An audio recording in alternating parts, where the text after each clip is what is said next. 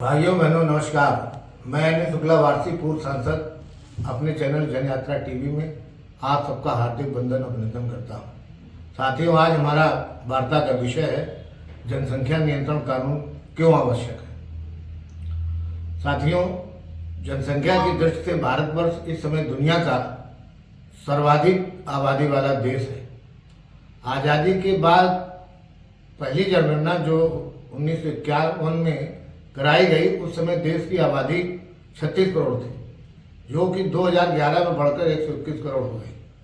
2021 में कोई गणना नहीं कराई गई, पर एक अनुमान के अनुसार 2021 में देश की जनसंख्या बढ़कर करीब 142 करोड़ हो गई और इस प्रकार हमारा देश चीन को पीछे करता हुआ दुनिया का सर्वाधिक आबादी वाला देश बन गया है। साथियों, देश में प्राकृतिक संसाधन सीमित हैं।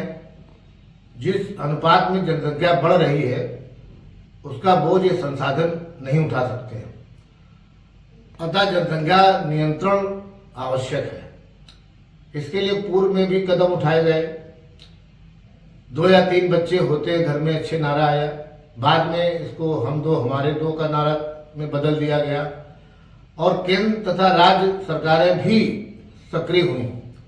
कुछ अपवाद को छोड़कर देश का एक वर्ग ने इसके महत्व को समझा, परंतु दूसरे वर्ग ने अपने धर्म की दुहाई देते हुए अपनी आबादी को निरंतर बढ़ाना जारी रखा। परिणाम स्वरूप सन 2051 से 2011 तक हिंदुस्तान की जनसंख्या वृद्धि दर 218% रही, जबकि मुस्लिम की जनसंख्या वृद्धि दर 390% रही। यानी हिंदुओं की जनसंख्या से 1.5 गुना से अधिक मुस्लिमों की जनसंख्या बढ़ी। यह कहाँ तक न्याय संगत है? क्योंकि देश में जनसंख्या नियंत्रण के लिए कानून बनाने के प्रयास बहुत किए गए, पर राजनीतिक इच्छा शक्ति की कमी के कारण यह सफल नहीं हो पाया। सन 2014 में जब मोदी जी की सरकार आई तो इन्होंने अपने गुजरात के अनुभव के आधार पर पूरे भारतीय समाज को केवल 2 वर्गों में विभाजित करके देखा, पुरुष और महिला।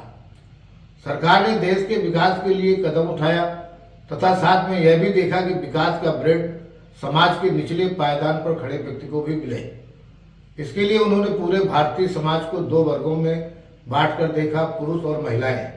सरकार ने महसूस किया कि महिला वर्ग काफी पिछड़ा है, इसको देश के विकास का लाभ नहीं मिल पा रहा है, इसलिए इसके लिए योजनाएं बनाना शुरू किया, जिसमें कुछ प्रमुख हैं जनधन खाता, उज्ज्वला योजना, बेटी बचाओ बेटी पढ़ाओ, 3 तलाक का कानून, स्वच्छ भारत मिशन के अंतर्गत शौचालय का निर्माण इत्यादि।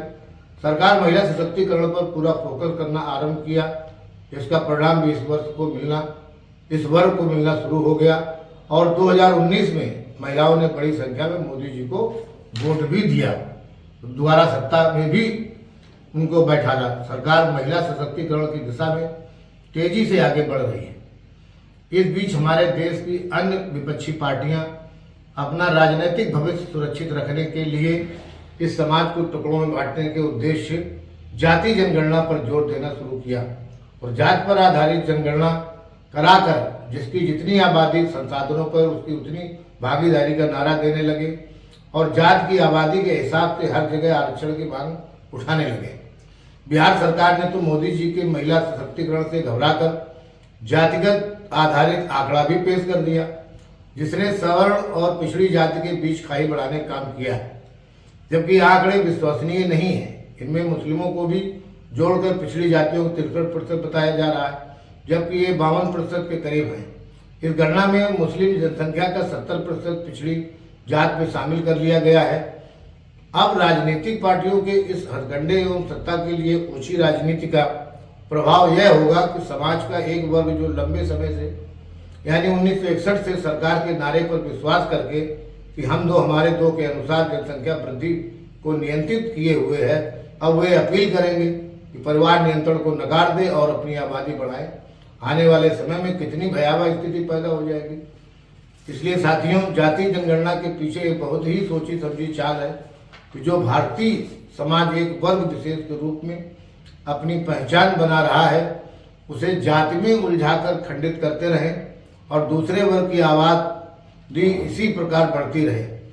ये वही शक्तियां हैं जो देश की प्रगति नहीं पचा पा रही हैं, सरकार को हटाने के लिए नया तरीका ढूंढ रही हैं। देश की अखंडता बनाए रखने के लिए सरकार को जनसंख्या नियंत्रण कानून बनाना पड़ेगा, जिसमें यह व्यवस्था हो कि 2 से अधिक बच्चे वालों को सरकारी सुविधाओं से वंचित रखा जाए।